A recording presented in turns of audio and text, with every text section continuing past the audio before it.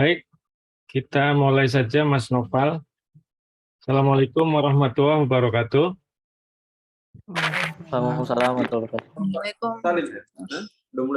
Selamat sore, salam sejahtera untuk kita semua, salam hangat. Pesertanya masih 28 dari 45. Ya, masih banyak Mas Noval. Siap, Prof. Disiplin, ya. Kita lanjutkan kelas sudah pertemuan 6, ya. Minggu depan pertemuan 7. Terus UTS-nya sekali lagi online, open book, ya. Minggu lalu saya bicara orang pusat di daerah. Sekarang kembali soal daerah otonom. Orang pusat di daerah yang lalu kita menganut Indonesia Integrated Prefectoral System. Basis dekonnya Integrated Field Administration. Ya, yang ada wakil pemerintah. Jadi dalam hal ini di Indonesia sekarang wakilnya Presiden Jokowi. Karena kepala pemerintahan kita namanya Presiden. Dan sekarang yang jabat Pak Jokowi. Dan diatur oleh undang-undang yang dimaksud wakil pemerintah itu sampai gubernur saja. Jadi gubernur seluruh Indonesia adalah wakil pemerintah. Wakilnya Pak Jokowi di daerah. Tidak ada orang lain lagi sekarang. Sampai gubernur aja. Dulu zaman Pak Harto sampai lurah. Reform berhenti sampai gubernur. Bangsa Indonesia memutus sampai gubernur. Sampai hari ini. Undang-Undang 22/99, Undang-Undang 32 2004. Clear. Undang-Undang 23 ada yang ambigu. Karena Bupati Wali Kota dikasih tugas yang tugasnya wakil pemerintah, yaitu tugas PUM. Yang saya kritik, karena beliau bukan wakil pemerintah, tapi penerima PUM. Ya, salah. Harusnya wakil pemerintah. Karena dengan dekon, disebut di pasal 1 ayat 9 dekon. Definisinya salah. Ya, kalau Anda sekolah sampai Amerika, membiarkan pasal 1 ayat 9 nggak diperbaiki, ya terjadi kesesatan di dalam pemerintahan di Indonesia. Karena dilanjutkan, camat terima PUM untuk ngawasi desa. Yang jerit-jerit dari kampus sendirian, karena banyak orang nggak ngerti mungkin. Ya asumsinya kepepet apa nggak paham, saya nggak ngerti. Kalau Anda pahami betul, Anda pasti berani ngomong ini salah. Ya. Lalu dana dekon juga kebablasan. Dana diberi nama dekon karena basisnya uang dulu bukan urusan. Ya, saya ngomong di berbagai tempat, termasuk di universitas swasta, basisnya satker dekon. Satker dana dekon, ada dananya. Harusnya urusannya dulu yang benar. Kalau konsisten, maka orang pusat di daerah.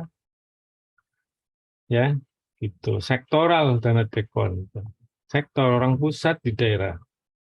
Indonesia menganut yang ada wakil pemerintah.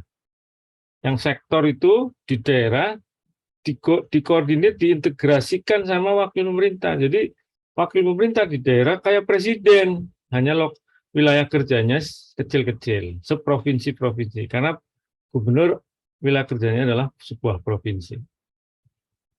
Dulu dalam provinsi ada kabupaten kota yang jadi basis wakil pemerintah juga. Bupati wali kota dulu wakil pemerintah. Ya, sekarang hanya provinsi. Maka jika diteruskan ke wilayah yang kecil, harusnya ada tangan gubernur. Karena suatu provinsi luas.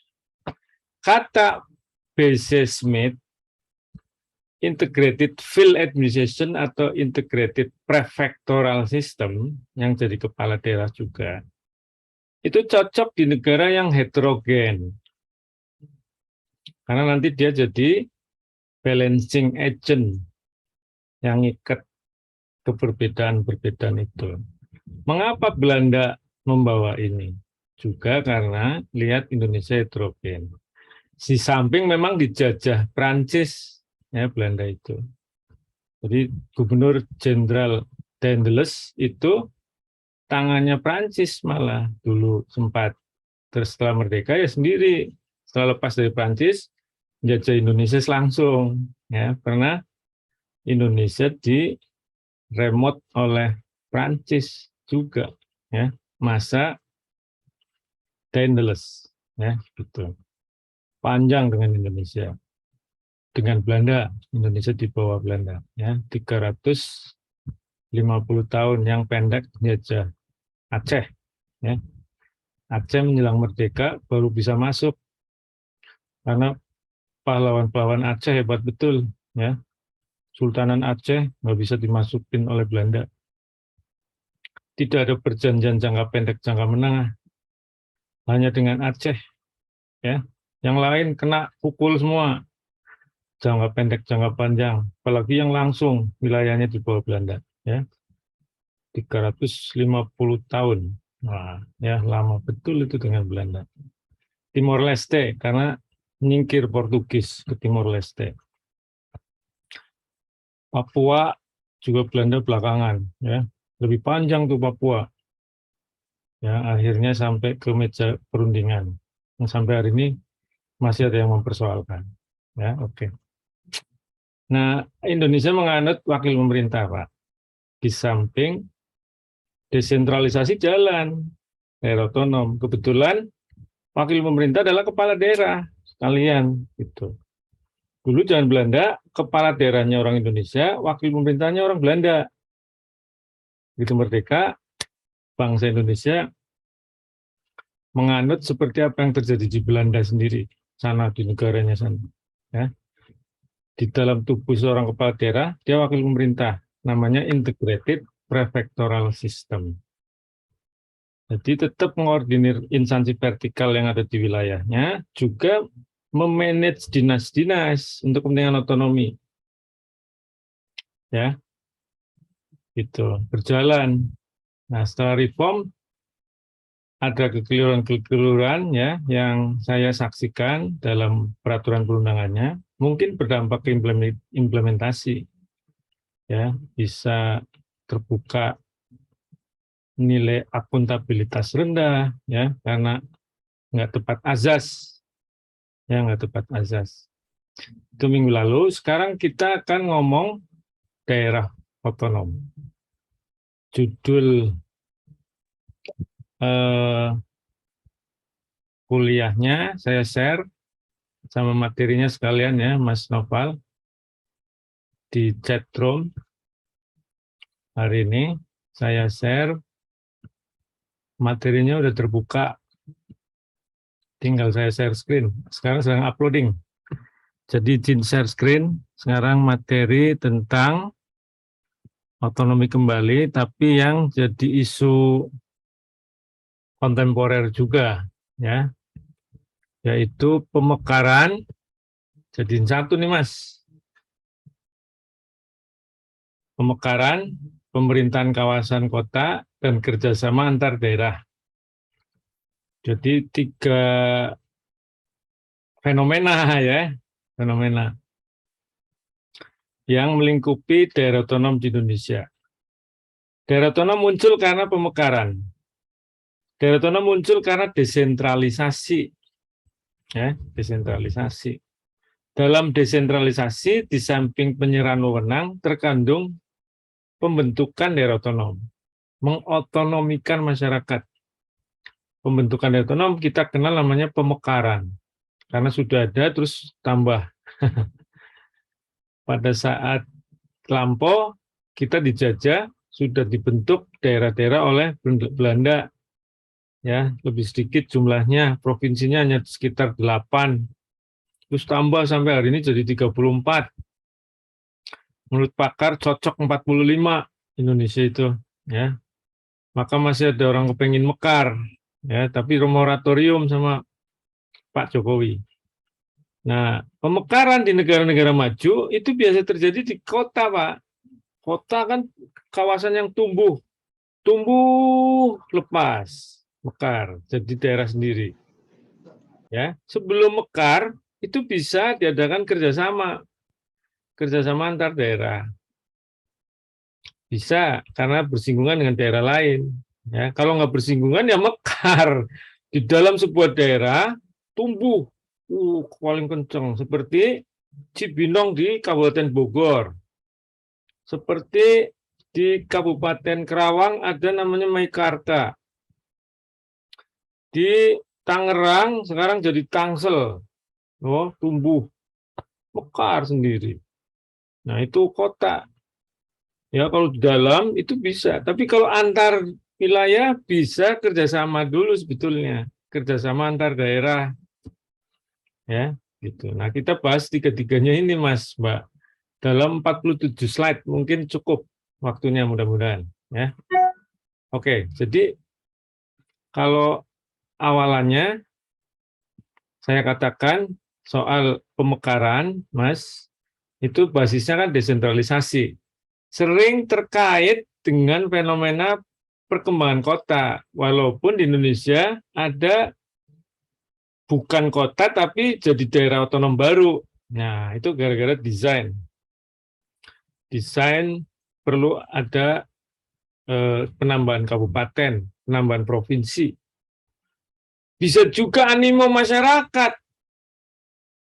Ada riset menemukan setelah reform di Indonesia gara-gara kalah pilkada. Kalah pilkada, elitnya pengen bikin daerah baru, mecah, Mas, kabupaten bukan kota. Jadi nggak selalu terkait kota ya, kalau di Indonesia. Tapi di negara maju terkait kota, Mas. Seperti zaman Belanda sama zaman Pak Harto. Banyak mekar kota zaman Pak Harto, zaman Belanda juga. Juga ada alternatif sebetulnya selain pemekaran, kerjasama. Alih-alih kerjasama, pemekaran disukai bangsa Indonesia. Ya. Oke, lanjut. Dalam kajian pemerintahan daerah, perkembangan kawasan kota itu jadi fokus, Mas. Karena ini tumbuh, ya, menyedot resources, bahkan harus dikelola gara-gara tuntutan pelayanan publik tinggi. Jadi dalam ilmu administrasi, khususnya yang mengkaji pemerintahan daerah, kawasan kota menarik menjadi salah satu studi, ya, gitu. Bisa jadi tumbuh gara-gara ada pendekatan pertumbuhan, ya, secara nasional kota. Makanya jadi fokus kajian dalam pemerintahan daerah di administrasi publik, Mas, Mbak.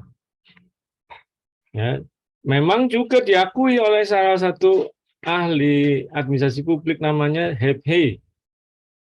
Ya, Hebhey. Sebentar, ini udah direkam kan? Oh, udah. Baik, takutnya belum. Nah, jadi aspek ruang dalam negara bangsa itu menjadi penting dalam administrasi publik. Ternyata ada ruang-ruang yang mengalami pertumbuhan cepat, yaitu kawasan-kawasan kota, yang akhirnya disebut kota. Ya.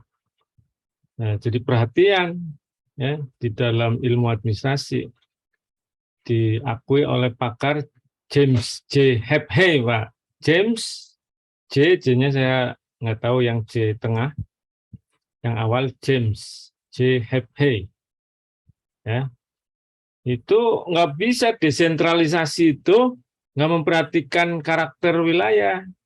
Mesti dibedain antara kota sama bukan kota. Makanya di level kedua kita muncul istilah kabupaten sama kota, Mas. Bahkan di Undang-Undang Dasar harusnya pemerintahannya beda, Mas. Begitu dicek Sami Mawon. Sami Mawon, wali kota sama bupati mimpin organisasinya nggak ada bisa bedain, hanya wilayahnya aja tumbuh yang kota. Kadang-kadang kota nggak tumbuh juga di Indonesia. Belum tumbuh disebut kota, gara-gara dari sononya katanya. Ya, kalau di negara-negara maju memang itu istilah yang berbeda. City, ya, township, ya, municipality, ya kan, gitu. Regen, kalau di Belanda Regenskap, ya, ya itulah city, township, gitu, ya. Ada municipality, gitu. Oke, lanjut. Nah, tumbuhnya kawasan kota melahirkan juga kerjasama antar kota terlebih dahulu daripada kerjasama yang bersifat pada umumnya antar wilayah. Ya, kota dulu yang banyak membutuhkan kerjasama dengan wilayah sekitar. Kota itu butuh banyak resources dari wilayah sekitar, bisa barang, bisa jasa, produk pertanian gitu ya. Kota itu sangat tergantung dari wilayah sekitar sehingga muncul kerjasama itu inovasinya di kota. Persoalan tata ruang, pelayanan, soal infrastruktur, soal sumber daya air, ya kan gitu. Perkembangan masif ini juga melahirkan apa yang disebut amalgamasi. Tumbuh jadi mekar, ya. Maka kita bahas isu-isu ini bersamaan. Kita pertama bahas pemekaran, Mas, pemekaran. Kita kupas karena kita ngomongin desentralisasi, tumbuhnya daerah otonom tidak lepas dari apa yang disebut pemekaran. Ya. Pemekaran ini dalam studi ilmu administrasi di kota, diakui itu di kota. Memang negara maju kan munculnya fenomena mekar kota, ya. Jadi awal kota sebetulnya, Mas, Mbak, pemekaran. Maka dikenal ada aneksasi, merger gitu. Aneksasi itu nyaplok daerah lain. Itu hanya kota tuh nyaplok, perlu perluasan wilayah kota. Caplok namanya aneksasi, Mas. Ada kalanya merger, gabung gara-gara berkembang luas, seluas Jakarta mau nyaplok Jabodetabek jur jadi megalopolitan, ya, karena dahsyatnya perkembangan kota. Namun ternyata tidak menutup kemungkinan perkembangan wilayah di berbagai tempat karena cepat pembangunan dan di pusat pertumbuhan terjadi pemekaran. Bisa saja lalu mekar, nggak merger, nggak anek, tapi misah, Mas. Jadi pemekaran, aneksasi, merger muncul, ya. Di awal studi di ilmu administrasi itu di kota, bukan wilayah yang perdesaan. Itu perlu Anda catat, ya. Lanjut. Ini kalau di Indonesia, Mas, datanya nih, Kemdagri sampai 2013, ya, ya kan? Terakhir ini Papua nggak saya catat nih, Mas, belum masuk. Karena moratorium ternyata desakan di Senayan dan perlunya memikirkan kondisi Papua katanya. Sayangnya nggak masuk di tabel ini. Ya, ini terakhir pada masa SBY. Moratorium tapi buat apa? Jebol juga 14 kabupaten kota. 14 kabupaten, ya. Satu provinsi tuh. Tahun 2013 Pak SBY mau turun, Mas. Ya. Nah, sejak itu kosong kan? Nah, terakhir moratorium tapi untuk Papua ada proses pemekaran, ya. Nah, sekarang harus tambahin Papua nih. Ya kan? Provinsi apa kabupaten itu Papua. Ini data sebelum Papua, Mas. Data sebelum Papua bisa tambahin lah Anda. Jadi berapa ini? Saya belum cek soalnya. Ada yang update? Nanti tolong diluruskan ini data. Ya. Jadi yang sebelum Papua ada 542, kota 93, kabupaten 415, provinsi 34. Ini harus berubah. Sebelum 2004, setelah 2004 sebelah kanan, ya. Setelah Soeharto, ya, setelah Soeharto. Jadi naik berapa kali lipat itu. Ya, tambah 223 daerah otonom baru, Mas. Wah, luar biasa Indonesia. Zaman reform nambahnya 223 belum termasuk Papua yang terakhir. Ya, banyak banget. kantong negara habis untuk di DAU untuk macam-macam daerah baru itu, Mas, ya. Harusnya income-nya juga bisa dipikirkan naik ya ke kantong-kantong itu karena fiskalnya jadi nambah ya, fiskal. Oke, lanjut. Nah, ini sampai 2009. Sampai 2009 ya, sampai 2009. Nah, penelitian ini juga sampai 2009 saya kira yang sukses dikit banget, Mas. Ya, gitu. Yang kurang dari 25% lumayan ya. Yang antara 25-50 paling banyak ya. Turun dikit di 50%, 75. Tadi 25-50 paling banyak, berarti cenderung gagal atau rendah kesuksesannya lah ya gitu. Prof Eko sampai tahun 2013 ya, karena jebol di 2013, kemudian juga datanya ada, beliau ke Grips menyampaikan makalah bahasa Inggris, ada PowerPoint-nya saya ambil. Mengapa pemekaran disukai dan jalan terus di Indonesia? Sebetulnya yang bukan Papua itu masih ada numpuk di meja presiden, ya. SBY turun, itu ada 65 usulan, Mas. Di luar Papua, 65. Nah, sampai Pak Jokowi mau selesai, nggak ada nambah, tapi Papua aja. Jadi masih ada 60-an lah kira-kira di meja itu. Dan Mekar senang, disukai, kata Prof. Eko. Terus terjadi di Indonesia. Mengapa? Karena ada 4 hal.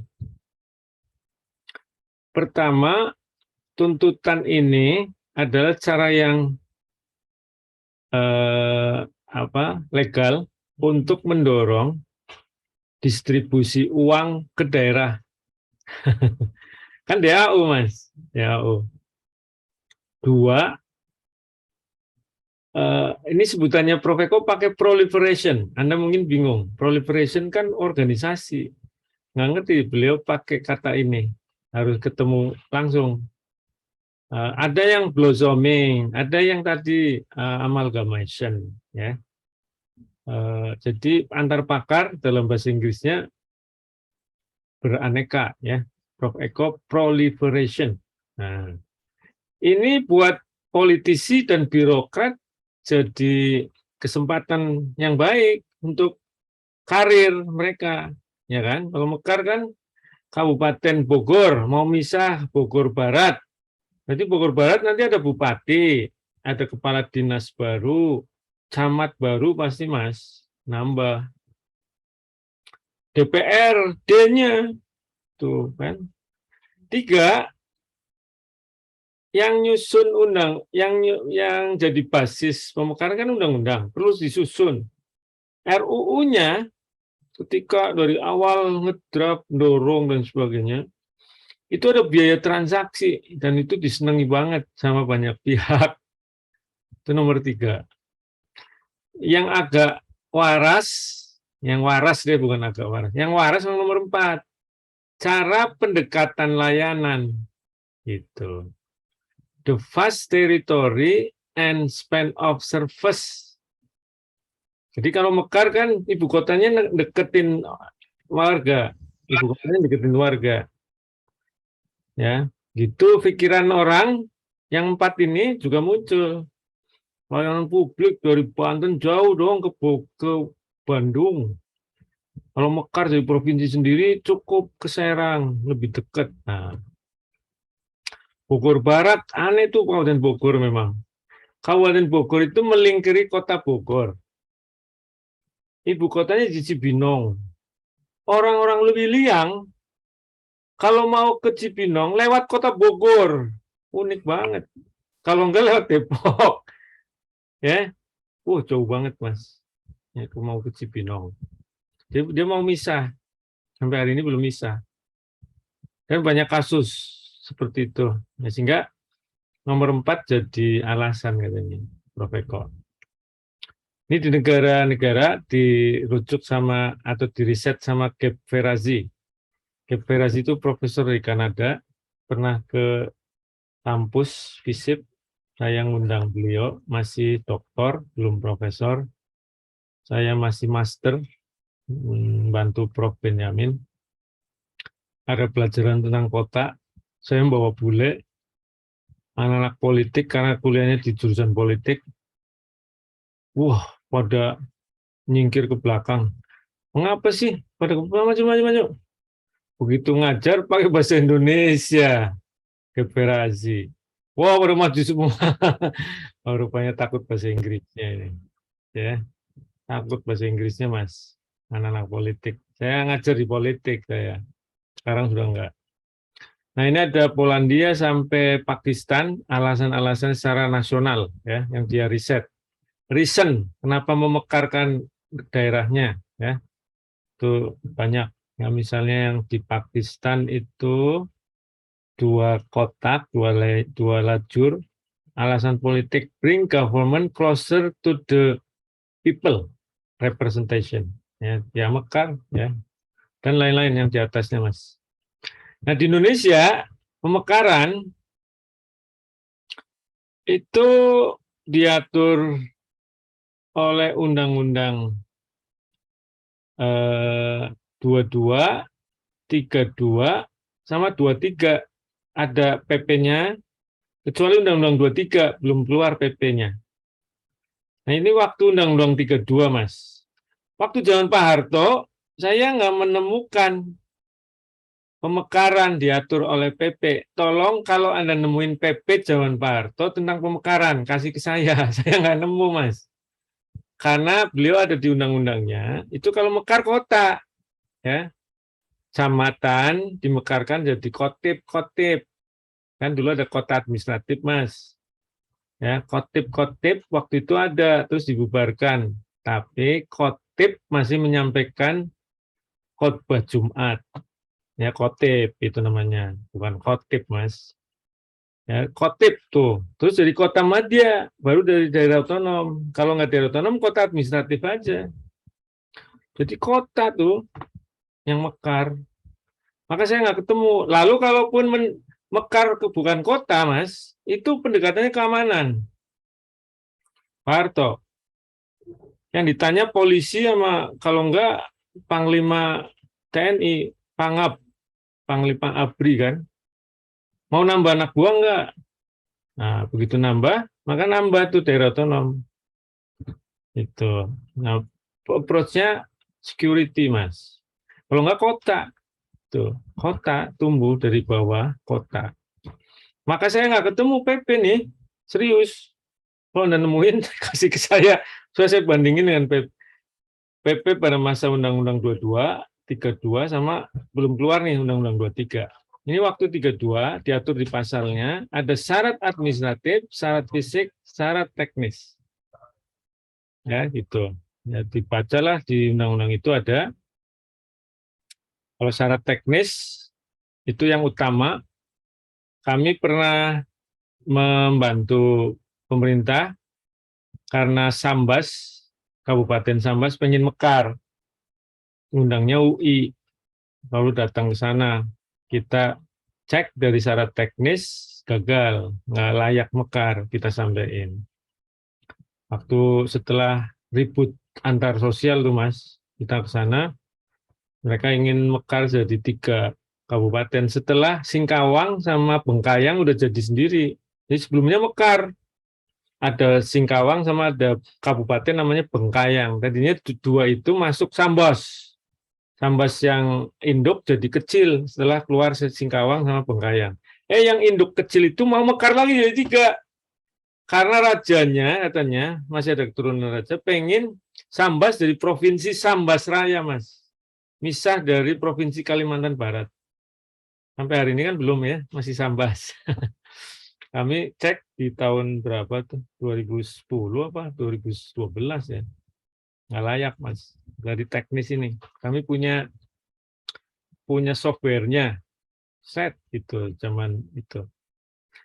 Belum keluar Undang-Undang 23 2014, belum, masih ikut yang ini. 2299 PP-nya sudah nggak berlaku, PP 129. Nah, ini yang berlaku yang lama itu kan ini sama dengan PP 129 dan PP berapa? 78. Nah, 78 tuh yang PP lama 129 2000 itu kira-kira ini, tiga ini. Ya, diatur ya, ada syarat administratif, teknis, fisik wilayah. Nah, PP-nya nyebut judulnya Tata Cara Pembentukan, Penghapusan dan Penggabungan Daerah. PP 129 judulnya sama. Diperbaiki aja isinya. Terdiri dari A, B, C, D, E juga. Tapi ada perubahan. Perubahannya hanya di kriteria, Mas. Kalau PP 129 itu nggak ada kriteria yang utama, yang nggak utama. Jadi kalau nggak lulus di kriteria ini, tapi kriteria yang lain nutupin, itu bisa lolos. Tapi PP 78, kalau kriterianya utama, nggak lolos, mau ini bagus semua, tetap nggak lolos. Misalnya Anda kenaikan kelas, matematik adalah pelajaran wajib. Kalau zaman dulu, matematika 5, yang lain 10, 10, 10, Anda lulus. Begitu PP yang 78, matematika dianggap utama, Anda nggak lulus. Yang lain 10, 10, nggak lulus Anda, nggak naik kelas. Gitu. Jadi PP 78 dianggap lebih sulit. Lebih sulit juga tetap diakalin, lolos juga. Ya. Nah, UI diundang pakai PP 78, Sambas gagal mekar. Kalau ada yang dari Sambas, dulu pernah kami diundang ke sana, Mas, Mbak. Nah, Undang-Undang 23 muncul pemekaran lagi juga, tapi diperbaiki, Mas. Hanya muncul 2 kriteria, syarat dasar dan syarat administratif. Kalau dulu kan 3 ini. Ya. Ini di teknis kewilayahan itu jadi 1 menjadi syarat dasar. Ya. Coba cek tuh. Ya kan? Syarat dasar itu dari kewilayahan sama kapasitas daerah. Yang teknis diubah namanya jadi kapasitas daerah. Isinya memang, Mas, lebih rinci. Kewilayahan juga bukan hanya jumlah wilayah, tapi tambahin, Mas. Yang syarat administratif, itu ada persetujuan dari masyarakat desa. Itu tambahin, tambah susah lagi. Ya, desa yang diminta untuk menyokong pemekaran, ya. Jadi tambah susah, tapi belum ada PP-nya, Mas. PP lama belum dicabut.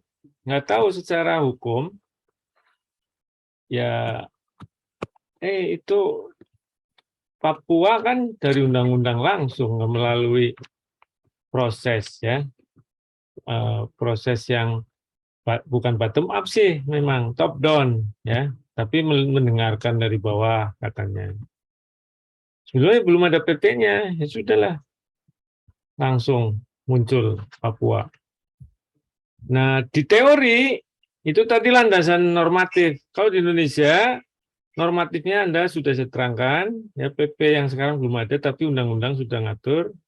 Bahkan belum ada PP sudah jadi tuh PP pemekaran Papua, ya. Moratorium, di tengah moratorium. Teorinya adalah amalgamasi. Sebutan mekar itu pakai istilah amalgamasi, proliferation. Amalgamasi itu ada 3. Aneksasi, merger, redivisi wilayah. Jangan dikira, Mas, administrasi publik kenal merger. Jadi, penggabungan daerah itu udah dikenal namanya merger. Di negara maju biasa, Mas. Di Indonesia aja belum ada. Di Indonesia, di Jepang itu 3.000-an daerah digabung, jadi sisanya hanya tinggal 1.200. Banyak, masih banyak. 1.200 daerah-daerah kecil-kecil. Dulu 3.000. Nah, di Eropa juga sama. kecil-kecil, gabung. 800 jadi 400 gitu. Indonesia nggak pernah ada penggabungan. Ingat, tidak ada pernah merger. Aneksasi pernah kota-kota. Ya, Jakarta menganeksasi Ulu Jami. Ya, Tegal menganeksasi Kabupaten Tegal sama Brebes. Depok menganeksasi Bogor, Tangerang, sama sebagian sedikit Jakarta. Ya, wilayah Kalisari. Ya, Jakarta Timur. Dimasukin ke Depok loh Mas, sebagian kecil.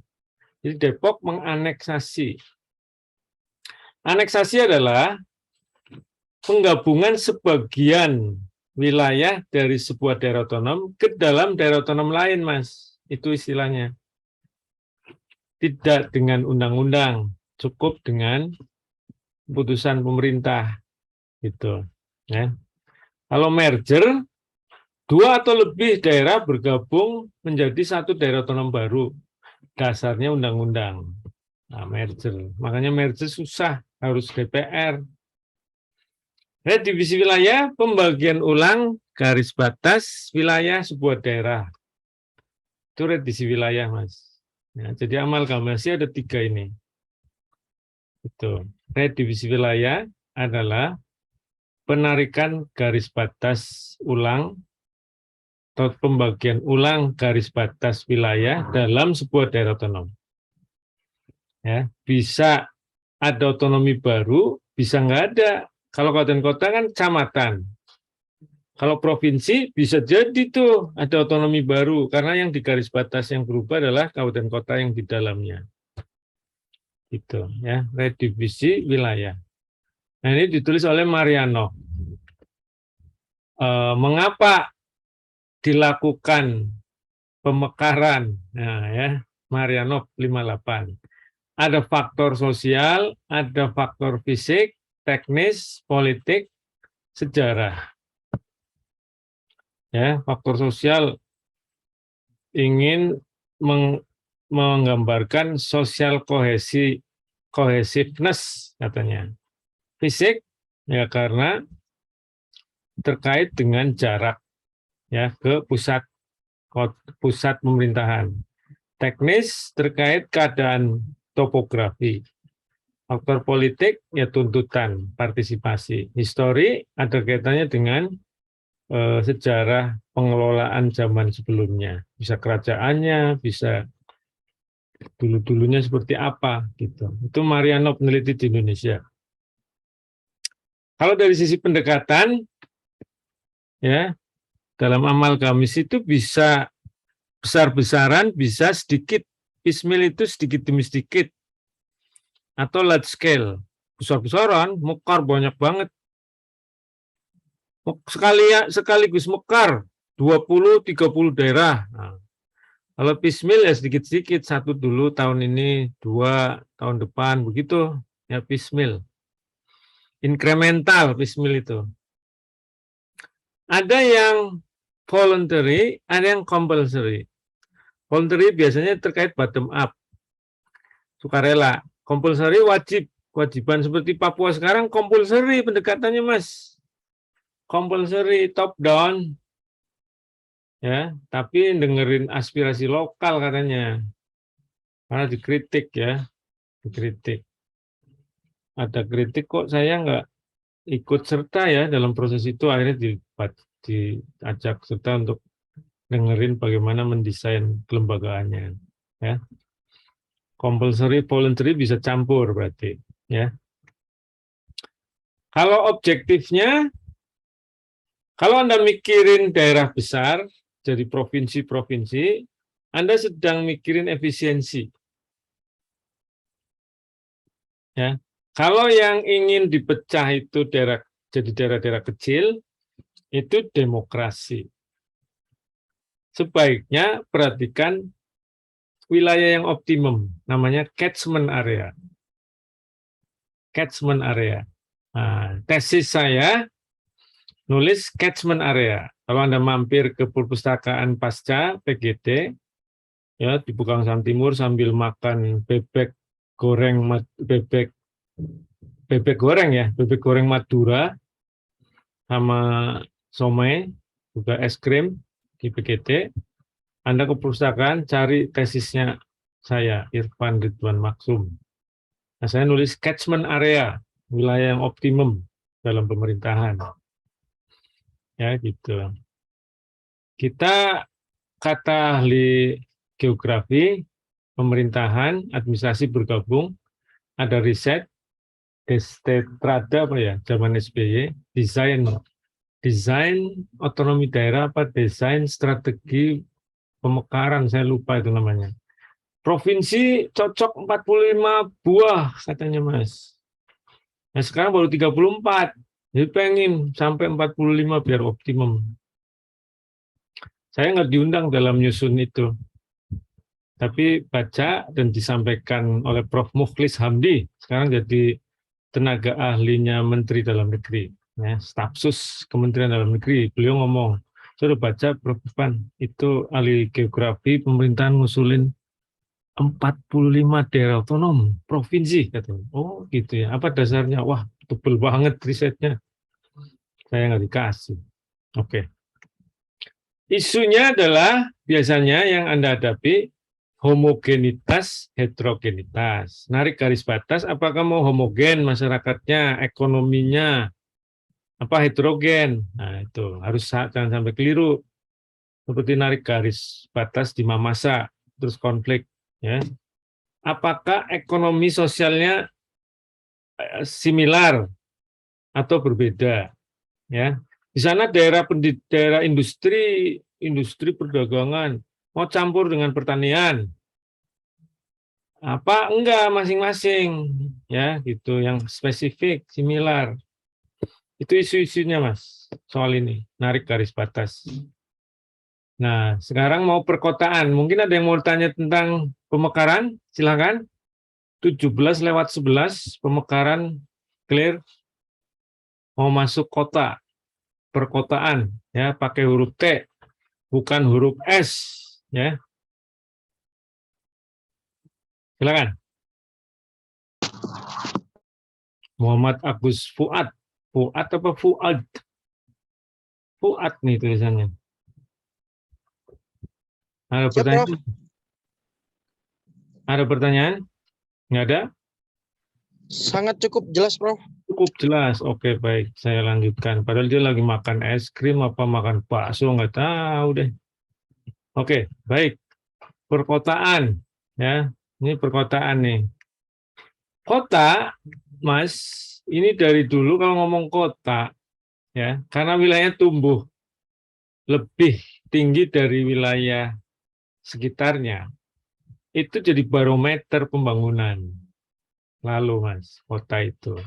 Kalau mau ngecek pembangunan di Malaysia, cek kota-kotanya.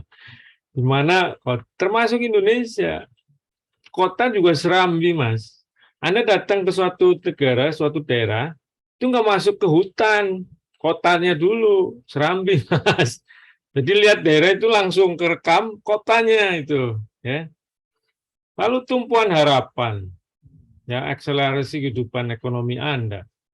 Saya ke Jakarta, sekolah di UI, harapannya muncul nanti jadi orang kaya, begitu. Ya, orang yang lebih enak lah hidupnya. Kota ada persoalan, struktur internalnya dengan wilayah yang lebih luas, ya selalu Mas, dinamis.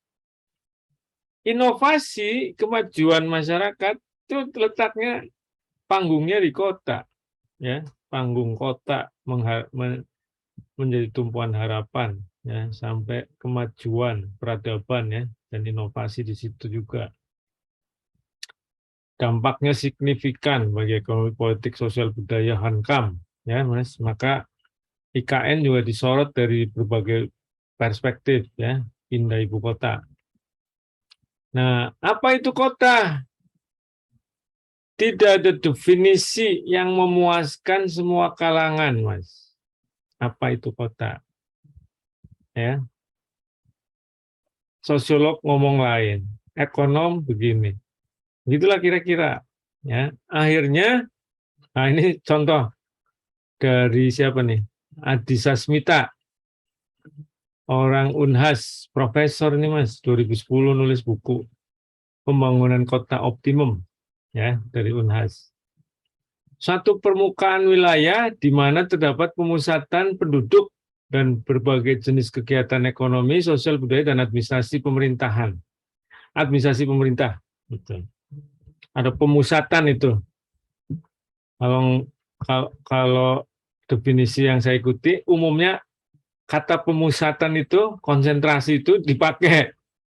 Ya, hampir semua pakar. Nah, itu. Ini salah satu nampaknya dia berlatar belakang dari planolog deh, Pak Adi Sasmita ini, ya, mencoba dalam bukunya memberi definisi. Ya, lalu Pak Bintarto dari geografi, kota sebagai satuan jaringan kehidupan manusia yang ditandai dengan kepadatan penduduk. Nah, padatan itu konsentrasi lagi. Heterogen, materialistis. Orang kota lebih matre katanya Mas, Mbak. Ini pandangannya Pak Bintarto ya. Jangan protes ke saya ya. Tanyanya ke dia kalau orang desa juga matre Pak sekarang. Nah, sekarang iya nih memang ya.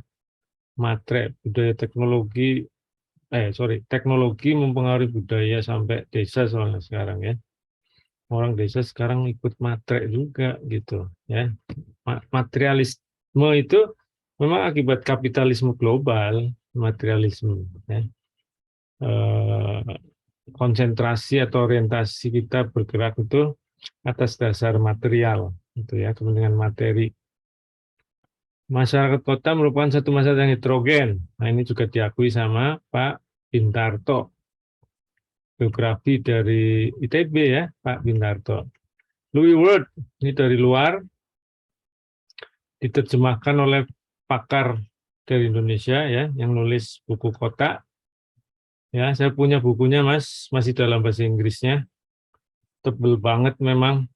Bukunya tebel Mas. Menceritakan tentang Mesopotamia segala, ya, sejarawan dia, sosiolog. Kota adalah pemukiman yang relatif besar, padat. Nah, konsentrasi lagi itu. Dihuni oleh orang yang heterogen. Ya. Weber, ini kenal banget Anda. Weber. Max Weber itu sosiolog dan ahli hukum, ngomong birokrasi, dia ngomong kota loh Mas, karena sosiolognya. Kota suatu tempat yang penghuninya dapat memenuhi sebagian besar kebutuhan ekonomi di pasar lokal. Ada pasarnya. Ya, ciri kota adalah adanya pasar. Hah? Anda lihat film-film di zaman Eropa dulu, kalau ada benteng, nah itu kota tuh, kota, ya, kota, tumbuh kota. Dia kosmopolit karena penduduknya dari mana-mana, ya, bisa beragam, ya. Itu lambang survivalitas tuh pasarnya. Tuh Weber, sorry, kok enggak?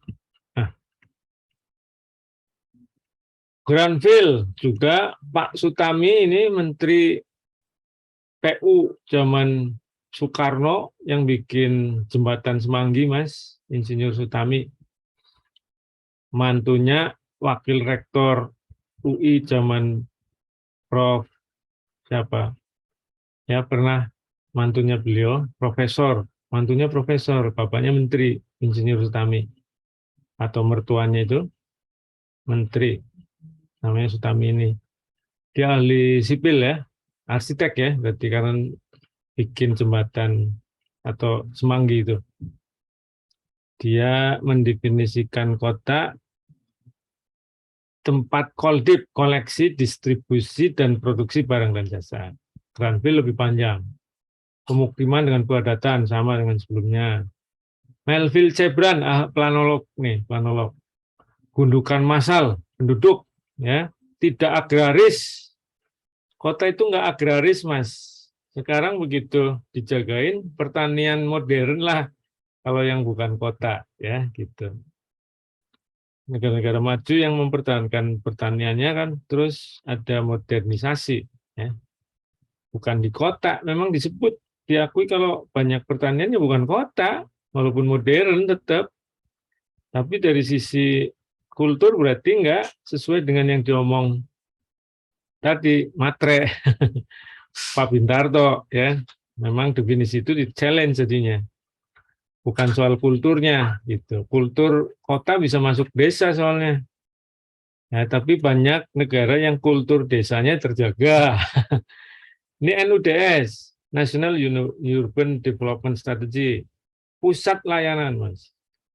Pak, Ibu ya ini, sudah profesor kayaknya ya, dari TP juga. Budi Cahyati Sugiyoko.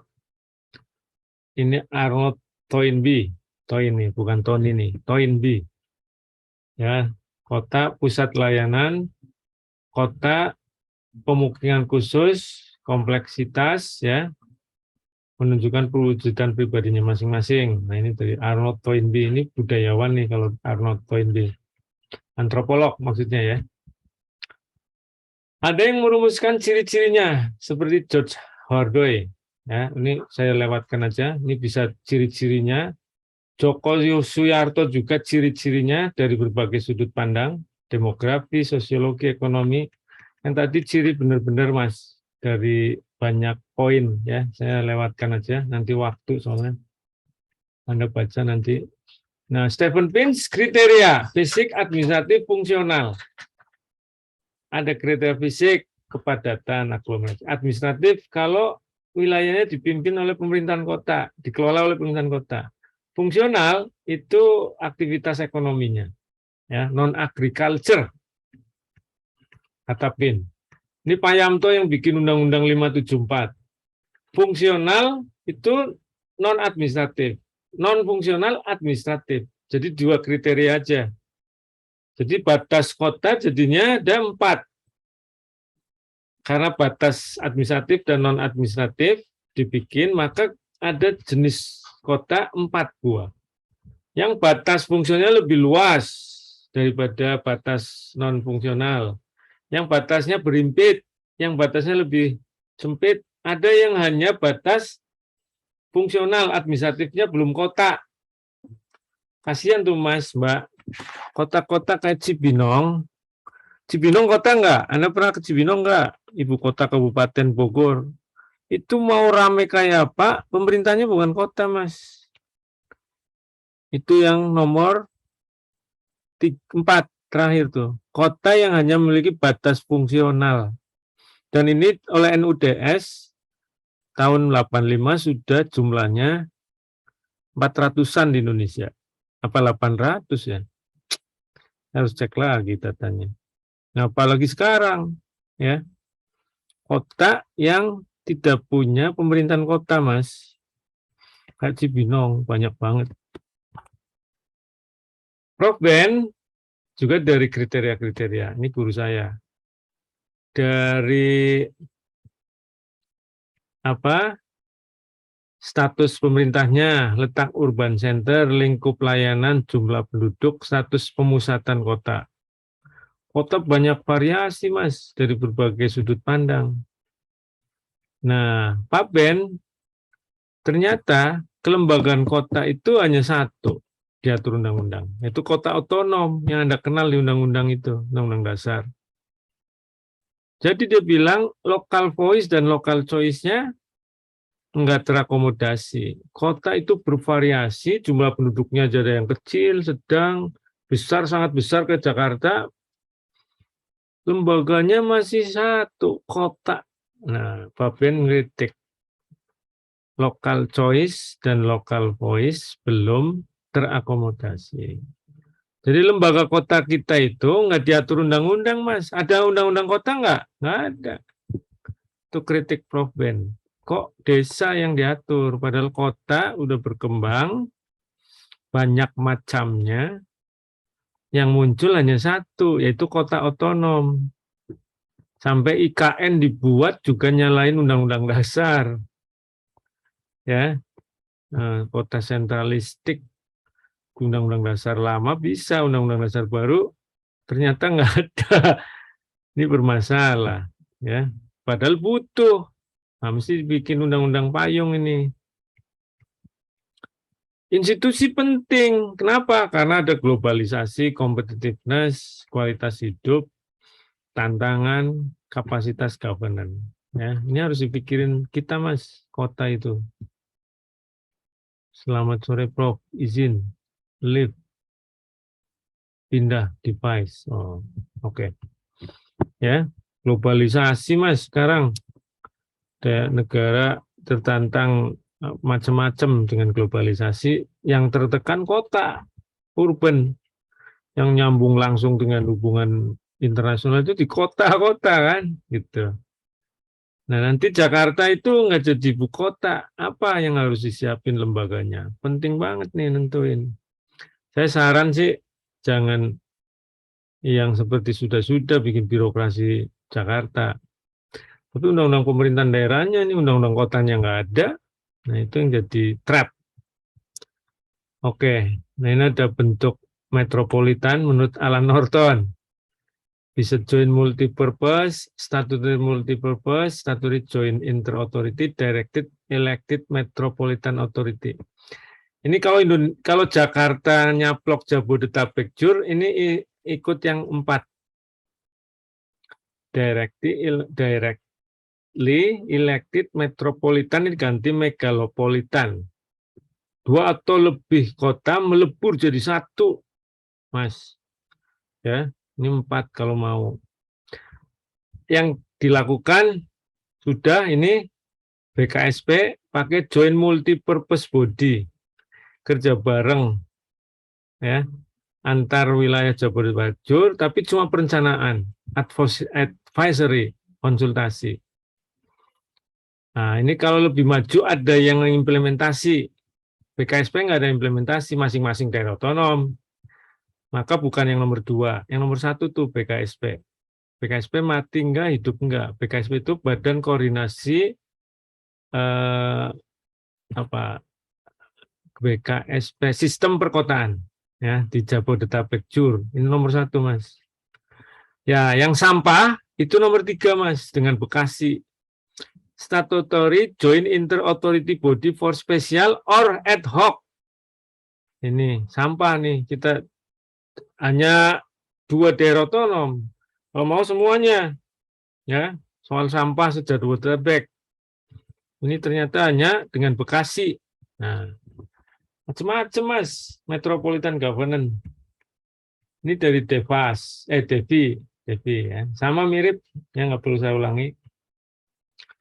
Yang harus direform dari tingkat nasional. Nah, tentang kota itu dari tingkat nasional. Kita belum punya undang-undang kota. Saya sampai bawah tentang kerjasama antar kota juga dasarnya pemerintahan daerah yang umum, ya nggak jelas atau kurang kuat gitulah, ya gitu. Nah sekarang masuk disinggung-singgung sudah kerjasama tadi di dalam soal kota. Soal kota ada yang mau nanya? Silakan.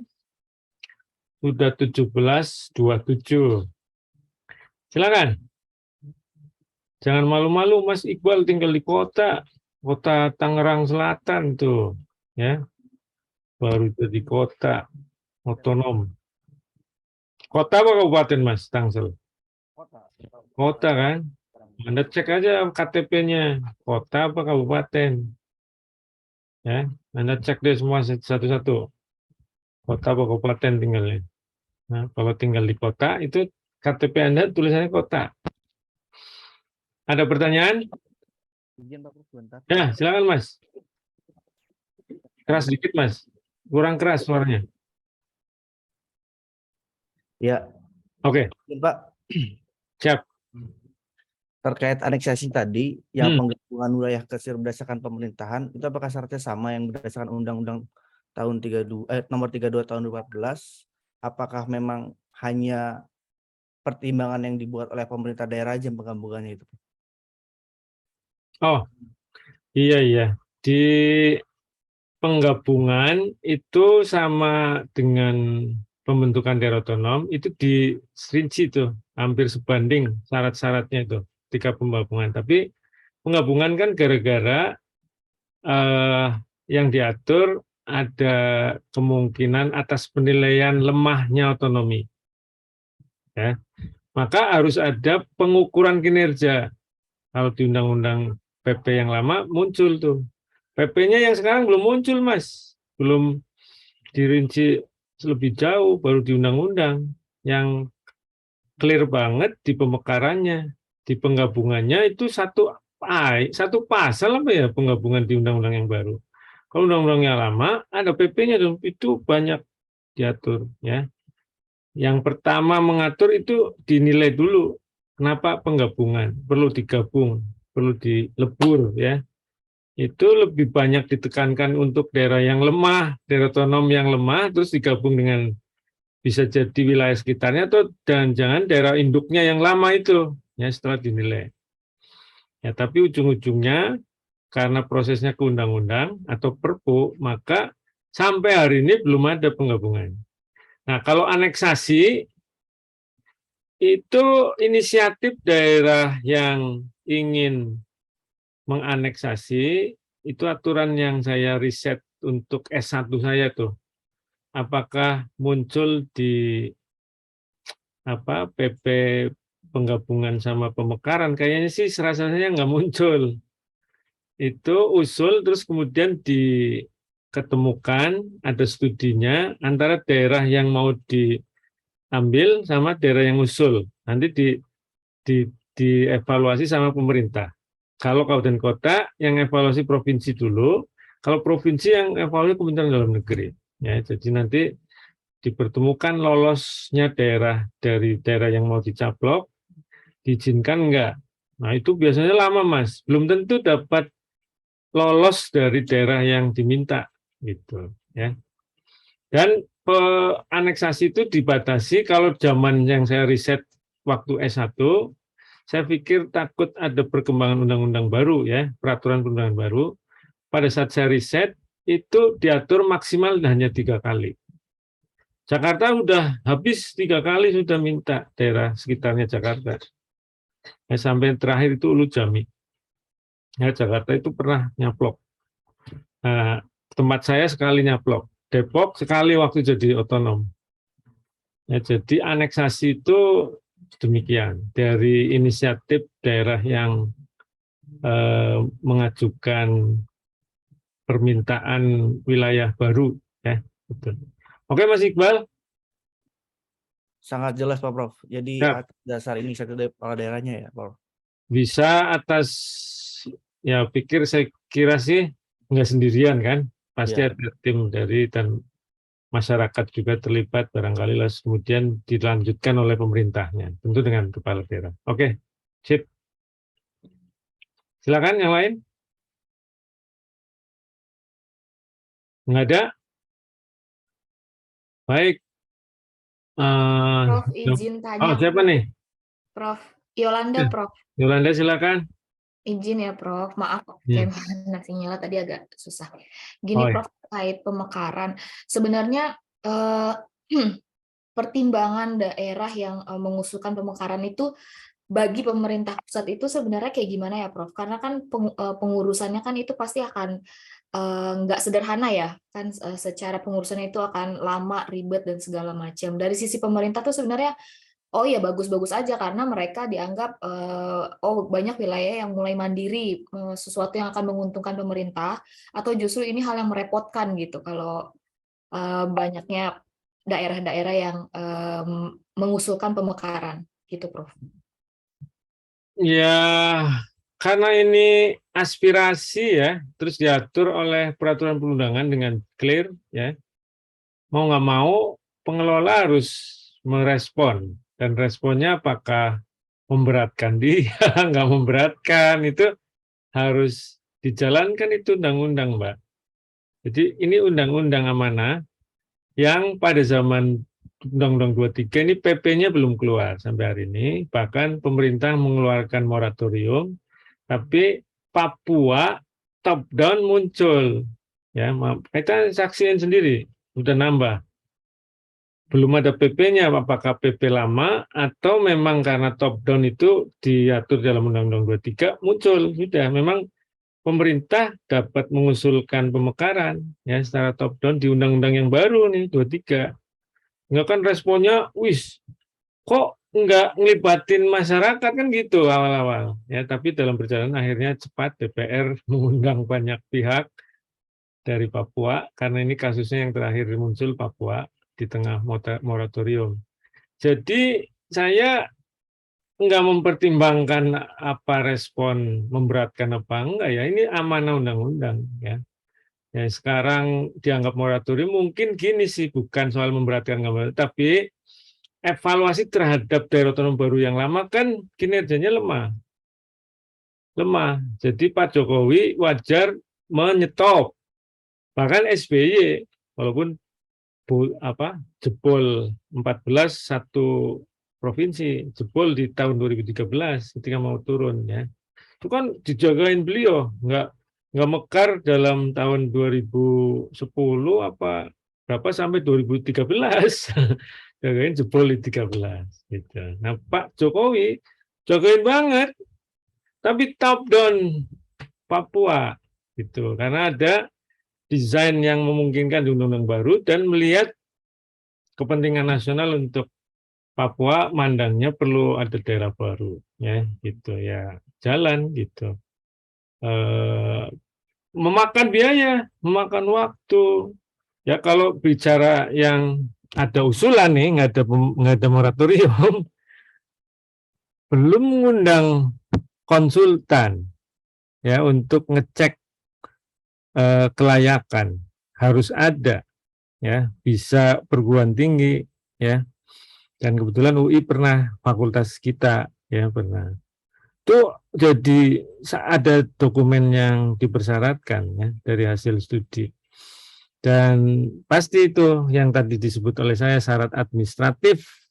Itu kan soal-soal usul basisnya apa, dari mana, itu diatur lebih rinci daripada yang lama. Undang-Undang 23 lebih ini lagi. Sampai desa itu dimintain kepala desa. Dulu kepala desa sebelumnya itu ini badan yang tertinggi itu musyawarah desa ya, musyawarah desa yang tertingginya itu. Jadi nggak gampang ya kan, kalau pakai politik uang harus dikasih uang semua itu orang desa. Berapa desa yang masuk dalam wilayah baru disogokin semua. Siapa yang mau kalau nggak ada gerakan untuk kita, atau memang karena memang dari tokoh-tokoh mampu menggerakkan ya bisa nggak money politik, enggak. Memang orang di situ ingin misah dari daerah yang dia sekarang sedang jadi daerah induk misalnya, dan tumbuh dari desa, bisa mungkin juga kalau ada tokoh yang mampu menggerakkan. Ya saya nggak prejudis langsung money politik juga. Nah dari situ aja sudah berat kan. Terus masuk ke kabupaten, kota, dibicarakan. Itu di daerah induk ada dari wakilnya yang mau misah itu, kan dia yang bermain terus di situ. Terus kemudian harus ada studi. Nah di situ sudah mulai dilampirkan studi. Terus kalau diketok palu oleh DPRD induk, itu dikirim ke provinsi, kalau kabupaten kota. Kalau provinsi dikirimnya ke Jakarta. Ya. Nanti yang kabupaten kota juga atas izin Kementerian Dalam Negeri untuk distudi ulang dari kementerian. Panjang. Begitu sudah oke, nanti nyurat kasih ke presiden, nyurat ke DPR untuk dibicarakan, dirumuskan undang-undangnya.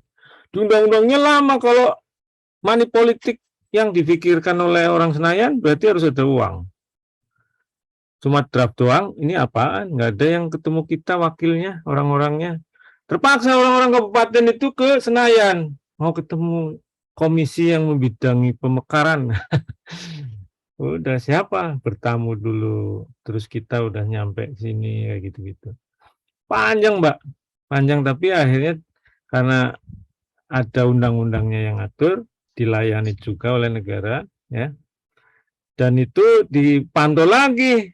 Kalau sudah mekar, mampu nggak berjalan? Ya, daerah induk masih membina, bukan membinasakan. Ya, pemerintah juga. Begitu mekar, susah gabung, nggak mau.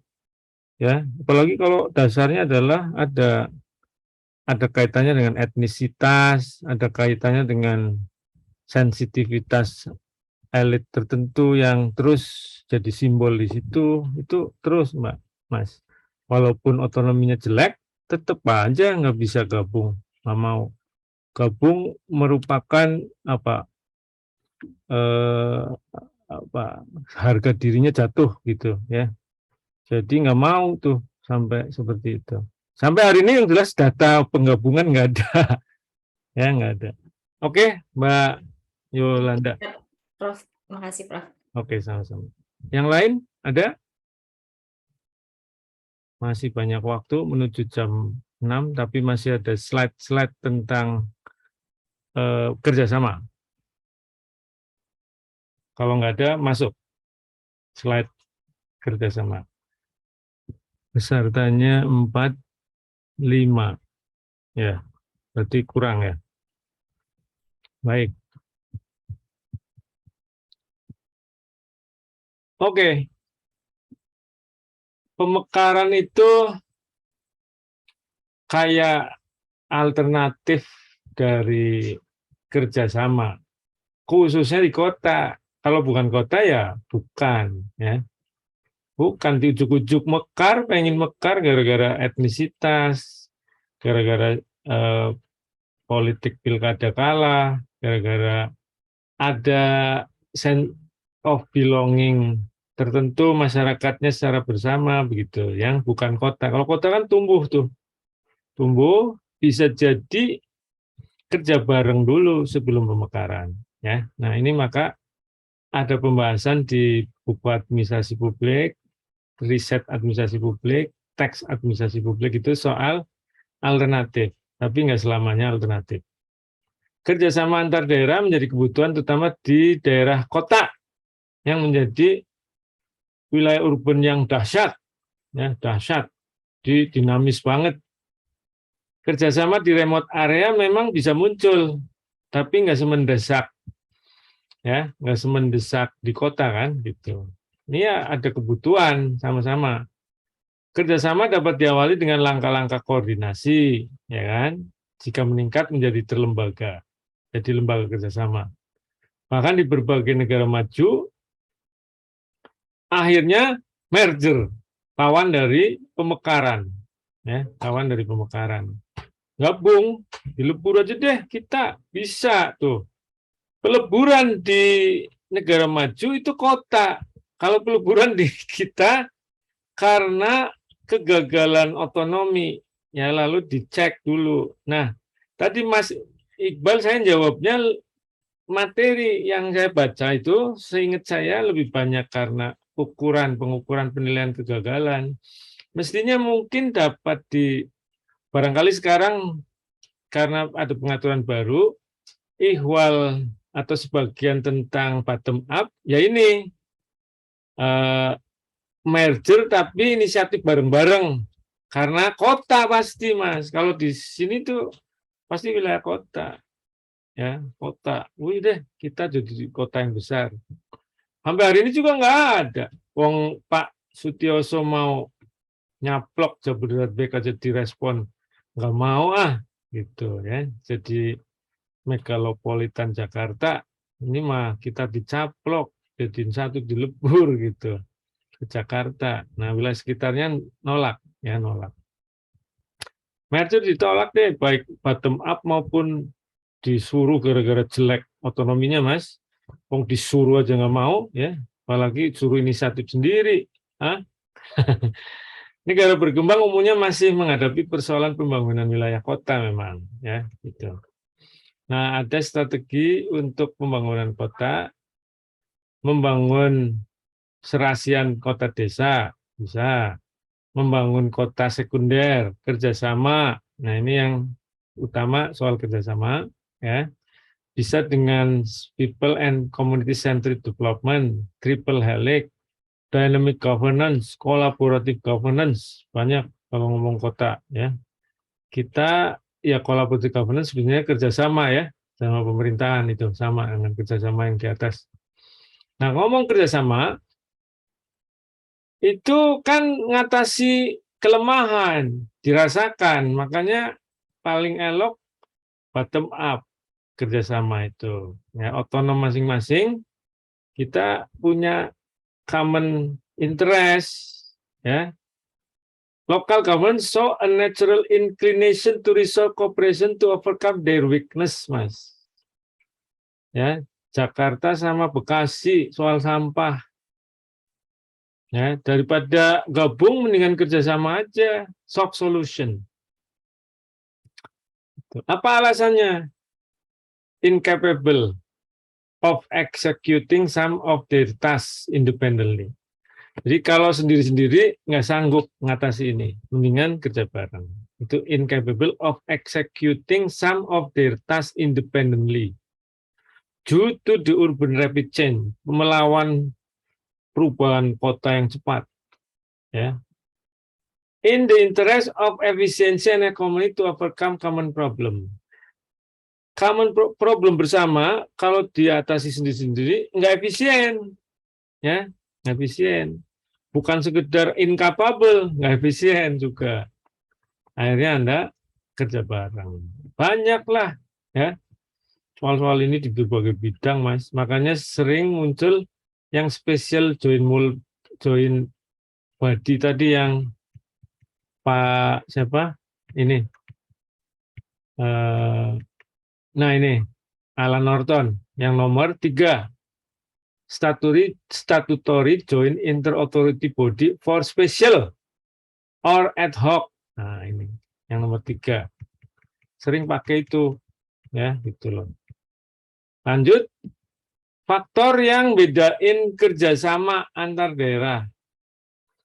Bekasi dengan Jakarta beda sama Surabaya dengan sekitarnya, sama dengan berbeda dengan Sumatera Utara dengan sekitarnya Medan, ya. Itu dari dorongannya, task performance of local government, makin lemah makin kuat dorongan kerjasama, ya gitu. Kalau performanya dicek, Anda lihat kalau makin lemah itu dorongan untuk kerjasama makin kuat, gitu, ya. Yang tadi independently makin lemah. Wah, gila nih, kita nggak sanggup sendirian. Makin terasa itu, maka dorongan kerjasama makin tinggi. Mestinya ya, idealnya gitu. Gitu. Lalu, makin lokal, urusan itu makin lokal, makin nggak perlu campur tangan orang, makin nggak akan kerjasama. Nah, itu sebaliknya berarti ya, yang nomor 2 itu. The number and nature of tasks. Semakin lokal, semakin independen. Lalu, resources semakin kurang, semakin tepat amalgamasi malah. Gabung, bukan sekedar kerjasama, Mas. Kalau soal resources, kata AF5 nih, ini Anda boleh tambahin. Yang ngomong siapa? AF5, kayak yang ngomong soal fuse jewel itu, di minggu Dekon itu. Dia ahli kerjasama juga pemerintahan daerah, dia nulis di bagian chapternya ini. Ya, kalau soal resource, kalau kurang malah jadi gabung kayak Pak Sutioso. Sutioso itu apa yang kurang dari Jakarta ya? Mestinya yang dorong itu orang sekitarnya memang benar. Makanya ditolak sih. Jakarta kan jadi kayak dominan. Karena dilihatnya kok Jakarta enggak kurang kok malah. Nah ini kan berarti kayak nafsu untuk menguasai ya. Gitu. Mestinya resources yang kurang ternyata Mas.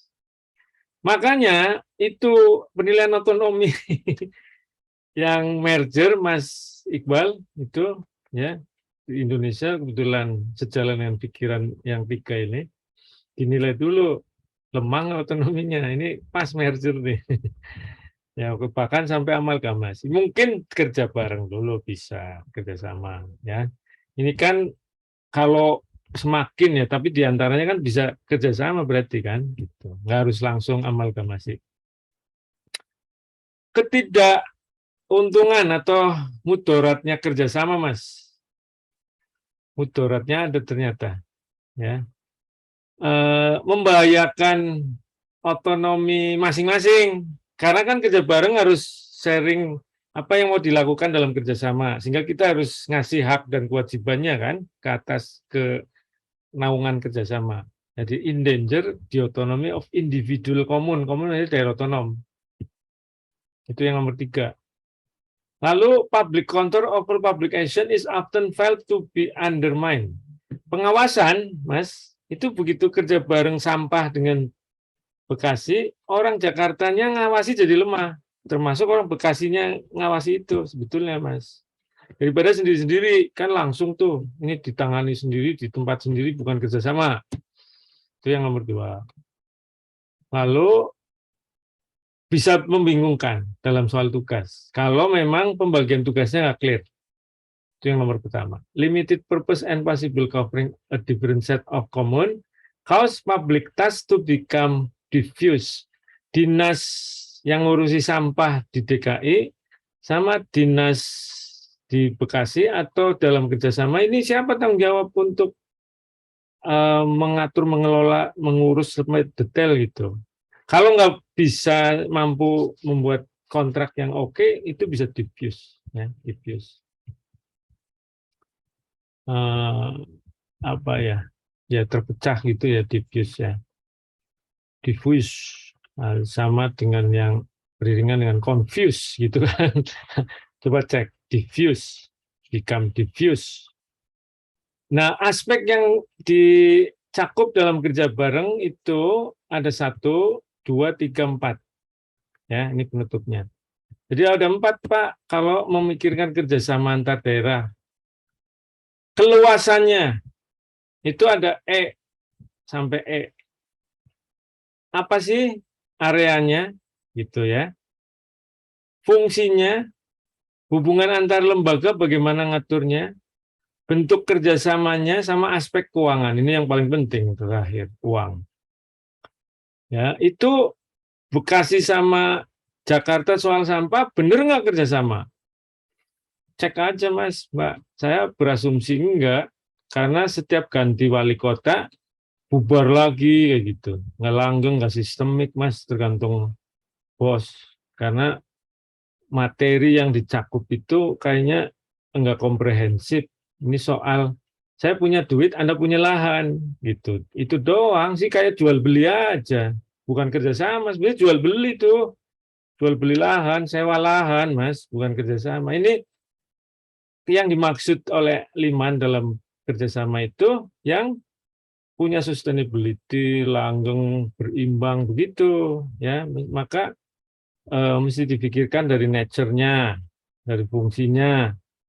Single itu pasti single karena hanya sampah. Hubungan antar lembaganya, lembaga yang ngurus kerjasama ada nggak yang ngomong sampah? Jangan-jangan masih dinas. Sana dinas, ini dinas. Anda jual, gue beli, kayak gitu doang. Nah ini dibentuk kerja lembaga baru. Nggak ada kan lembaga barunya yang sampah itu, DKI dan Bekasi. Jadi saya bilang bukan kerjasama sebetulnya. Jual beli aja, Mas. Jadi bentuk kerjasama single apa multi purpose. Kalau single soal satu urusan aja. Kalau uang. Yang kedua, struktur lembaganya. Makanya nyambung dengan yang nature tadi, ya, yang nomor 1. Pendekatannya dipaksa dari atas apa kesadaran ini mestinya yang indah kesadaran. Lalu pengawasan masyarakat. Harus dilibatin masyarakat, Mas, dalam mengawasi, ya. Oke. Jadi kalau secara keseluruhan materi ini kerjasama memang dibutuhin semua daerah, ya, bisa muncul atas dasar kebutuhan, tapi yang muncul tinggi itu di kota. Bahkan sampai desain kelembagaan. Sehingga nanti ada kolaboratif governance beneran, Mas. Kalau hanya jual beli, enggak ada itu sebetulnya. Kalau apalagi pakai Ansel and Gas. Kalau Anda lihat belum ada lembaga, itu sebetulnya nggak memenuhi kriterianya Ansel and Gas loh. Cuma koordinasi, hubungan-hubungan doang. Akhirnya jual beli doang, gitu. Ya. Tingginya kebutuhan, pemekaran juga dapat dipertimbangkan. Ya, sebaiknya berbagai elemen memahami pemekaran alat untuk mencapai tujuan pembangunan daerah. Siap mekar, siap gabung. Kalau lemah, Mas, kita kan enggak siap mekar terus, nggak pernah siap gabung. Oke, Bapak Ibu, 17.53 tinggal 7 menit menuju 18.00, lewat dikit ya nggak apa-apa. Ada pertanyaan? Monggo. Gozi, ini Gozi siapa ya? Bimbingan saya bukan ini. Siap, Prof. Saya, Prof. Ada pertanyaan, Anda sebagai penasihatnya lembaga wakil rakyat ini harus banyak bertanya, banyak materi yang bersinggungan dengan materinya Anda ini selama 6 pertemuan di aja ini. Siap Prof, mencerna dan menyimak Prof, mendalami apa yang Prof sampaikan di slide-slide. Sambil leye-leye ya? Enggak. Enggak Prof, masih ini Prof. Oke. Silakan yang lain.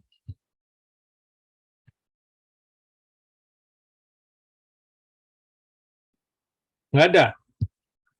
Wah, pada bingung apa enggak bingung ini? Oh, mudah-mudahan enggak bingung ya. Siapa nih tadi? Dengan Sisilia, Prof. Sisilia, kok enggak kelihatan? Ya. Oh, ini nih ya. Silakan, Mbak. Hanya penasaran aja, Prof, tadi terkait dengan aneksasi dan merger. Kalau merger itu kenapa perlu undang-undang, sementara aneksasi tidak perlu, cukup dengan peraturan Pemerintah. tadi pemerintah aja ya, Prof? Ya, oke. Bagus. Pertanyaannya mengingatkan kita semua dengan logika undang-undang, logika hukum, aspek legal. Ya, Anda harus bisa mencerna juga kenapa di dalam teorinya juga para pakar memahami itu dengan baik.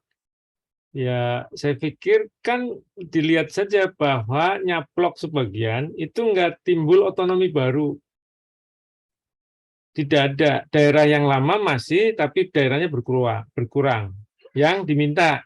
Daerah yang baru yang nyaplok, daerahnya masih namanya lama sama, kecuali mau dirubah baru. Nah, ini kadang-kala tidak. Atau fakta empirik di seluruh dunia, nyaplok nggak ada yang berubah nama. Ya. Sehingga karena nggak ada berubah nama otonomi, yang Tegal nyaplok jadi Tegal baru gitu, enggak. Tegal tetap. Nah, unik Depok, karena pada saat Depok jadi lebih luas, itu semula kotipnya hilang, dia otonom. Maka pas undang-undang. Nyaplok, tapi undang-undang tuh khusus Depok. Kenapa? Karena semula nggak otonomi, dia misah dari Bogor, jadi otonom. Jadi dia undang-undang. Seandainya semula otonom, dia insya Allah hanya dengan keputusan pemerintah atau berdasarkan peraturan pemerintah ditetapkan dengan keputusan pemerintah saja. Itu kalau nyaplok. Kalau merger A dan B jadi namanya baru C. Nah, karena baru maka harus diputus dengan peraturan perundangan selevel undang-undang. Dia dirumuskan oleh DPR kembali karena memang menghilangkan otonomi yang lama. Otonomi yang lama dibuat dengan undang-undang. Maka otonomi yang baru sama derajatnya harus dengan undang-undang. Ya. Gitu, Sisilia? Baik, terima kasih, Prof. Sama-sama. Yang lain? Nggak ada? Cukup. Oke deh. Kayaknya mau makan malam karena sudah kecapean dari kantor, ya kan? Sudah pertemuan namas. Jelas semua? Diem semua juga. Ada yang nggak jelas? Diem juga. Bingung saya. Mas Genut, Wahyu Widiono. Siap, Prof. Ada pertanyaan? Sejauh ini bukan pertanyaan sih, Prof. Mungkin apa? Silakan. Pendapat, Prof, ya. Monggo, Mas. Terkait kota gitu, Prof. Ada beberapa kota atau wilayah yang dulunya mungkin kabupaten dipaksakan menjadi kota dengan wilayah administrasi yang kecil, misalnya Mojokerto, Prof, yang hanya memiliki 2 kecamatan gitu. Kemudian Jember yang ingin mengajukan sebagai kota tidak diberikan wewenang untuk menjadi kota gitu, Prof. Apakah pemberian wilayah perkotaan itu ada unsur politisnya atau murni mempertimbangkan pusat-pusat ekonomi gitu, Prof? Terima kasih. Oke, saya bahas yang Jember, saya yang Mojokerto, saya nggak punya logika berpikir dan juga mungkin data gitu ya. Jadi kalau Jember diajukan pada masa yang sekarang, itu kan moratorium pemekaran. Kalau Jember semula kabupaten, terus Jember ibu kotanya mau jadi kota, itu mekar misah dari Kabupaten Jember, Mas. Nah, itu seluruh zaman Soeharto lebih banyak kota kayak gitu. Makanya namanya kembar. Kabupaten Tegal itu ya dulu ibu kotanya di Tegal yang sekarang jadi kota Tegal. Zaman Belanda 12 tahun selisihnya dengan Jakarta lahir. Ya, kota saya itu kota tua tuh Tegal, Mas. Dulu kabupaten tuh, Kabupaten Tegal gitu, masuk kerajaan Pajang, terus di zaman Belanda dia kabupaten, dipimpin seorang bupati dan ibu kotanya di kota Tegal yang sekarang jadi kota otonom. Mekar tuh, diteliti sama Belanda, banyak orang Belanda tinggal di situ juga, layak jadi kota. Bisa, kota Tegal otonom, Kabupaten Tegal otonom. Waktu zaman Belanda sampai zaman Soeharto, sayangnya orang kabupaten belum punya resources cukup, ibu kotanya masih di dalam kota Tegal. Jadi itu tuh ada 2 pemerintahan di kota Tegal. Sampai pada masa tertentu pindah ke Slawi. Nah, Jember kalau mau serius bisa jadi kota dalam rangka sekarang ingin dapat kota gitu, itu berarti pemekaran. Maka siapkan, Mas. Undang Unitas Jember di situ ada, ya kan? Lalu yang tinggal di situ karena mengikuti undang-undang baru sampai disetujui oleh level lurah berarti. Kalau itu lurah semua, kalau kades, kadesnya, musyawarah desanya ya. Mudah-mudahan sih masih desa-desa, ada sebagian. Jadi nanti dimintain tuh. Terus wakil yang dari wilayah yang nanti jadi kota, itu harus ngomong di DPRD-nya. Sampai jadi agenda publik di situ, pengen mekar. Kalau nggak ada, ya nggak akan. Ini syarat administratifnya nggak ada. Syarat administratifnya dari situ, baru administratif loh. Nanti kan dicek syarat kapasitas daerah, ya kan? Itu sama syarat teknis yang tadi. Kalau di undang-undang sekarang, kapasitas dan apa tadi yang 2 itu, ya? Administratif sama kapasitas daerah, kewilayahan, ya. Jumlah kecamatan dalam kota minimal 5 atau 4. Kalau masih 2 belum memenuhi, gitu loh, ya.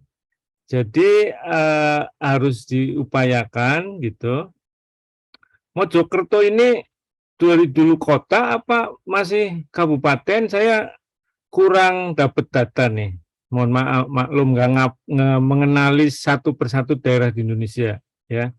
Padahal ini Jawa Timur ya, tapi saya juga nggak pegang data. Mungkin harus saya cek dulu, ya. Ini sejarahnya seperti apa? Terus apakah benar kota atau hanya istilah orang ini sebuah kota, ya? Ini pemerintahan kota apa masih kabupaten? Harus dicek juga, ya. Jadi pasti ada datanya. Kalau saya berniat untuk khusus melihat, insya Allah nggak susah, ya. Tapi saya memang nggak ngikuti Mojokerto, nggak saya pantau secara khusus, jadi perlu tambahan data. Nah begitu, Mas. Jadi dari pemekaran kelihatannya kalau mau Jember jadi kota sendiri, ini Anda cek undang-undang tentang pemekaran.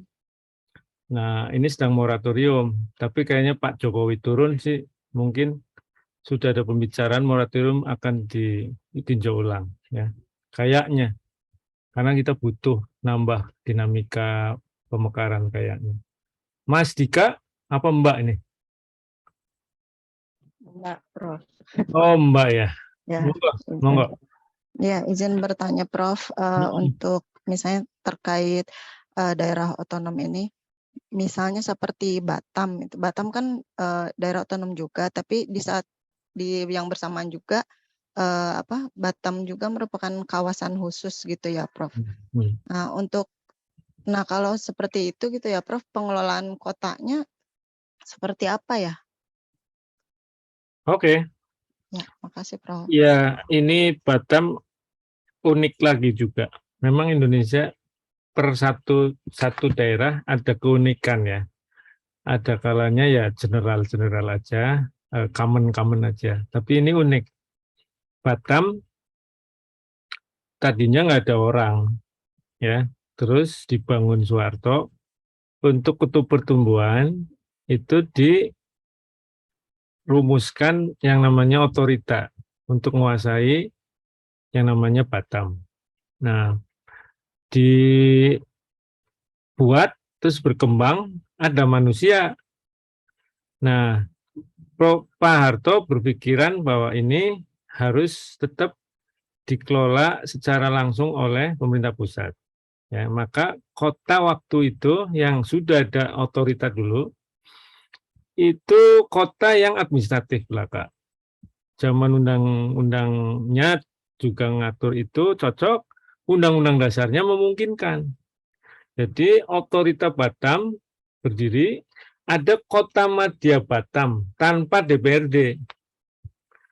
Ya, jadi nyambung. Karena dikelola secara sentralistik, Pak Harto bisa mengendalikan secara terpusat, ada remote-nya, Pak Habibie pertama ketuanya.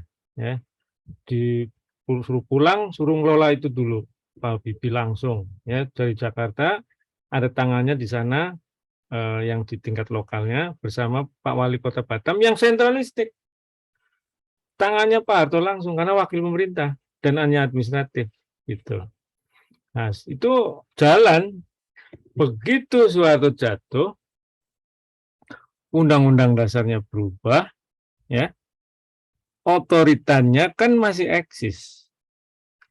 Pada saat jatuh, undang-undang pemerintahan daerah, seluruh kota jadi otonom. Harus ada DPRD. Gitu. Masyarakat di Batam lama juga tumbuh, ada kepartean dan sebagainya. Ya, dan ditampung dalam pemerintahan daerah karena otonomi. Nah, undang-undang dasar kita celakanya enggak mengamini yang namanya otorita lagi, yang punya wilayah besar, terus tersentralistik begitu, dan ada general seperti pemerintahan, ya. Konflik pada saat belum didamaikan sama Pak Jokowi. Konflik terus dari sejak reform pertama itu isinya saling serobot, enclave nggak enclave begitu, serobot. Ini lebih kuat karena era sekarang otonomi, ya, menciut otoritas sampai performa ekonominya memang drop, turun dari langit tuh, jatuh, ya, Batam itu. Ada proses yang sedemikian rupa. Nah, Pak Jokowi lihat ini harus didamaikan dan otorita dipimpin oleh Wali Kota Batam sekaligus sekarang ini. Sekarang ini beliau justru ngerti. Tapi kenapa IKN jadi otorita? Bingung saya. Beliau lihat Batam ngerti. Sudah enggak eranya itu otorita gara-gara undang-undang dasar. Kecuali undang-undang dasar balik lagi yang lama. Ya, maka harus dipisah jadi dua tuh. Ada wilayahnya otorita, ada wilayahnya Kota Batam. Sekarang undang-undang dasar enggak mengaminin yang kayak otorita-otorita itu. Kalau sektoral harus ada dengan KL tertentu. Ini kan bukan nyangkol pemerintahan sendiri. Tidak di amini oleh undang-undang dasar, sudah enggak ada. Dijabat rangkap karena masih sebagai kelembagaan tertentu. Kalau mau sih ya dihilangkan atau diatur sedemikian rupa lagi. Ini kalau Pak Jokowi turun terus dipanasin lagi, misal lagi, luar biasa.